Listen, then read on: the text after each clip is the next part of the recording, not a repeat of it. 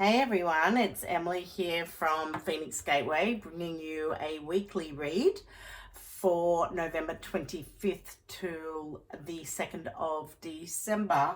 I just can't get over the fact that we're nearly at Christmas time, and oh my God, it's a little scary in a way because where has the year gone? So I'm going to be working with my Sacred Geometry Healing cards, the second edition, which are here. The links to the cards will be in the comments below. Given that we are coming up to Christmas, they are a beautiful gift to be given. And not only can you buy my cards, but you can also buy my high vibrational elixirs that I create called Lab or Liquid Alchemy in a Bottle. And they are created to ultimately work on nurturing, balancing and healing the mind, body and soul. So each one of them has its own specific use, and you can look that up on my website as well. I do readings, and I am available if even if you want to find out a little bit more about sacred geometry. You can always email me at emily@phoenixgateway.com.au. The other thing is as well that I'm working on the next tour, which will be in Egypt for October, November next year. And I'm pretty excited because I'm going to be teaming up with someone. So closer, hopefully within the next month, I'll have an itinerary out and all the details on that. So yeah, let's get into this reading for the week and see what it brings. So we're now in the astrological sign as well of Sagittarius, which is a change from, well, we were in Scorpio before. And yeah, this is for me, yes, timing in terms of getting up. It's going, it's time to get going. It's time to bring everything that we've been working on to light. Okay, so the first card to come out is the octahedron. This is really working on aspects of self-love and self-worth. It is one of the 5 platonic solids, and it is the octahedron working on the element of air. Okay, it's reconnecting to that inner child, and for me, which is really beautiful, and I've actually got some right here because I worked with it quite a lot when I was in Egypt recently, and going through some crystals yesterday, and I found it again, and just got to show you, but rhodochrosite, like absolutely divine. I'm going to put that there because I really believe it is about getting back in touch with the inner child. It is about doing the work still on ourselves. It's about healing our heart on so many levels. And for many, it's also about, well, not for many, for some, it's about reconnecting to that inner child and finding the joy, the happiness, the disconnect to all that us adults hold on to so tightly, and we feel that we have to bring forward being more the responsible person, rather than be sometimes just more free in to be who we are. Now, I understand that not everyone has had the best childhood either, but it's taking the concept of that inner child, and you can actually see when we're looking at this card, it is that octahedron, it is about the heart, but as we see within the inner child as well, you're also dealing with that heart space. So it's working, it's the foundations, the cube in which we have been brought up with. So for some, it's also going to be about healing past traumas or issues that occurred in childhood. So I would highly recommend rhodochrosite as a crystal to work with, definitely, when it comes to this. So yeah, it seems like matters pertaining to the heart. Pineal activation. And this has been something that's been on my mind actually this week when looking at pineal activation and consciousness. And it's about being able to truly activate our pineal gland. When we're working with the pineal, we're working more on a level of pure consciousness. We're awake, and we can accelerate that level of consciousness through different aspects of, for example, working with solfeggio frequencies, which are 6 to 9 electromagnetic frequencies, tones that will actually work on our body at a molecular level, at the cellular level. We can do it through working with all different forms of sound. It's also about to do with also foods that we eat, the environment we're in, meditation, and we can help ourselves on the healing aspect here by really working on activating that pineal. There's a lot of depth that can really go into this, but it's understanding that consciousness is around us, it's outside of us. And I always see the movie Avatar, and I connect it to Avatar because that's how my perception is, because here we are, we know that we are all connected, but to truly tap in to the conscious collective, we really need to activate the pineal. We need to activate our intuition. And as we start to create this awakening, the acceleration in consciousness just keeps coming in leaps and bounds.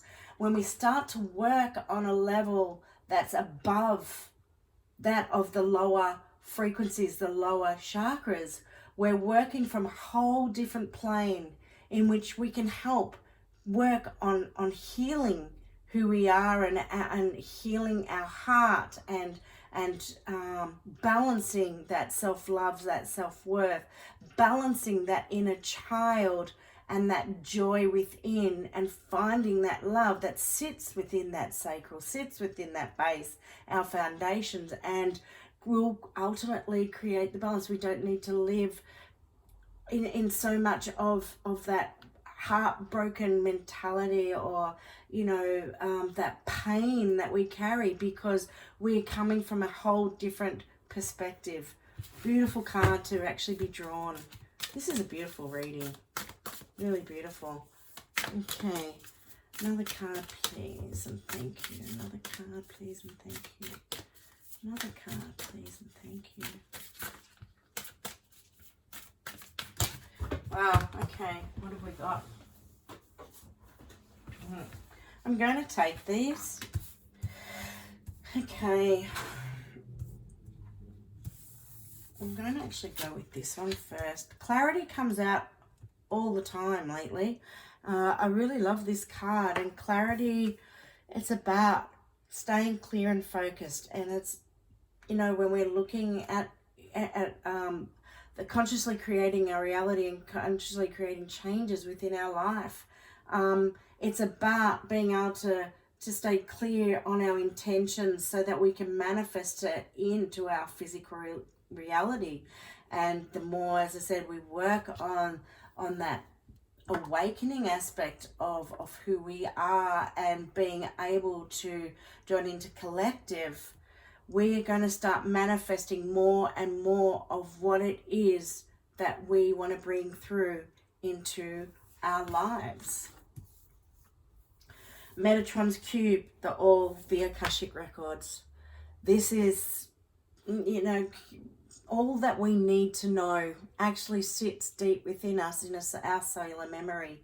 And this really comes back to this pineal activation. The more in which, we get to a point where we can truly tap into into consciousness, into the collective consciousness, the ancient wisdoms, the ancient knowledge that lies within will start to awaken, and it will be something that we can access from deep within our own core. Wow, okay. 639. So with this week and with these cards in particular that have come through, highly recommend Solfeggio frequency 639, because 639 is the frequency of relationships. First and foremost, we're working on the relationship of self. As we work on our relationship with self, we're working from the inside out, something to always remember, because first we've got to work from the relationship within ourselves and find our inner peace, find the love for ourselves. And the more that we can do it, the more balanced we become. It's then what we can then share with others within our lives. And it's about honoring yourself and honoring, you know, how you feel.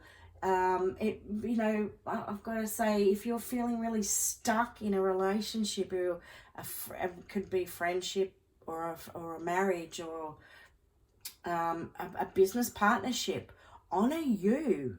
It's about being able to create a frequency that honors you, because if you don't, you won't be able to balance. You can't find, you know, you really need to be able to balance yourself on that heart aspect. And if you're not in flow with who you are, then you're going to find it harder and harder to actually balance the aspects here, depending on what it is that you're actually dealing with, because you are not being true to who you are. You're not allowing yourself to create this flow and work on the emotions. The emotions is energy and flow, so we can create a stability and a beautiful frequency, because we start to shift our energy, we shift our frequency, we start to shift that frequency. Wow, the world is really our oyster in what it is that we create. As we're going through all of these shifts right now, on the heart level, on awakening, accelerating on consciousness and connecting in and accessing, we are vulnerable to the point that we are allowing ourselves to let go. We're allowing ourselves to create the shifts. So as we're doing this, it's also very important to create, or to be very mindful of your own energetics, and know that you have to protect you on all levels. And there are a number of different ways we can do this, but we can either carry crystals, we can carry crystals, we can like bronzite or tourmaline, or even shungite, obsidian, or there are all different crystals, and each one will intuit what your body needs. You can visualize yourself in a bubble, and within that bubble you can see colors all around you, and you choose a color that represents protection for you. And you could even just visualize yourself cloaked, in a big black cloak. These are just a few ways in which we can do it. It's about our intention. We can, we can even wear the color black, because for black is very protective as well. So we can call upon, some people even call upon their dragons, depending on, I know that might sound far-fetched, but it's our intentions, and it's what we truly believe and perceive. And as we're doing all this, we are creating our foundations. We are working to be on our true path, the egg of life, our true path, the true path that exists, the answers that we need, our blueprint. It is written, but are you following your true path, or are you fighting that path because you're putting up so much resistance because of guilt or of fear or the unknown? For many, it is the unknown. You know what? Take a chance, take a leap of faith, and, put it out there to what it is that you truly want, what it is you truly desire. And wow, bottom of the card is the owl of wisdom. Maybe if you put a message out there, maybe if you're seeing owls, you are knowing that for you, wow, this is you're on the right track. because some will actually physically see the animal itself. But owl is wisdom. Owl, call upon owl. Again, it's intention, and ask owl to guide you, for the wisdom that you need for right now. Wow, wow, wow. I have to say, this is a spectacular reading. Absolutely awesome. And I know that even for me, like I see so much in this that I'm definitely going to be following for myself. And I know that I've already been working on, and I just love how these cards work.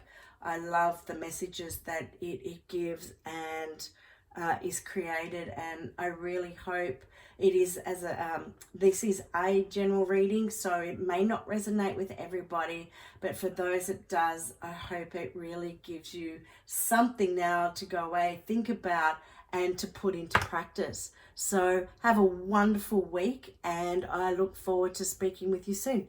Okay, bye for now.